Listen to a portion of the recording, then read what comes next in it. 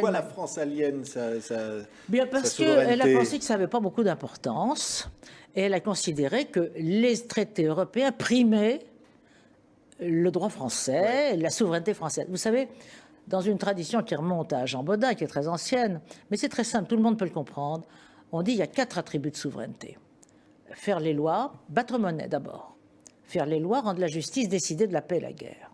Depuis que nous avons accepté, comme nous l'avons fait depuis Maastricht, mais ça aurait pu être autrement, ça pourrait d'ailleurs encore être autrement, nous ne battons plus monnaie, nous ne faisons plus les lois, notre justice est soumise à la justice européenne et nous ne décidons plus de la paix et de la guerre. Le dernier pas que nous franchissons, c'est non seulement la rentrée complète dans l'OTAN, mais l'alliance avec les Anglais, donc avec les Américains.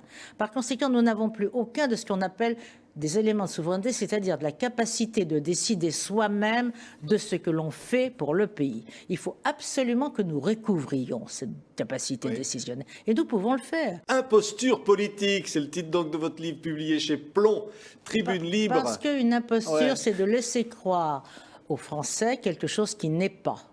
Par exemple, on leur laisse croire qu'il y a encore un État, alors que ce n'est plus vraiment un État, puisque nous n'avons pas les attributs d'un État. Merci, Marie-France Garot. Marie-France Garot.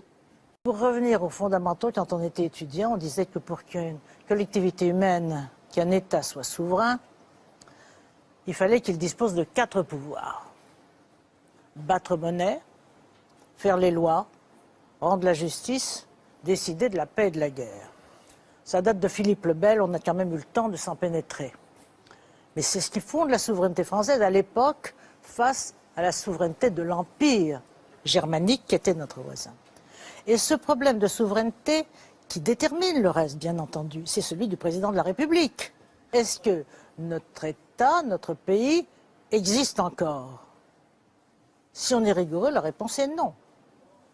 Car nous n'avons plus de pouvoir d'État.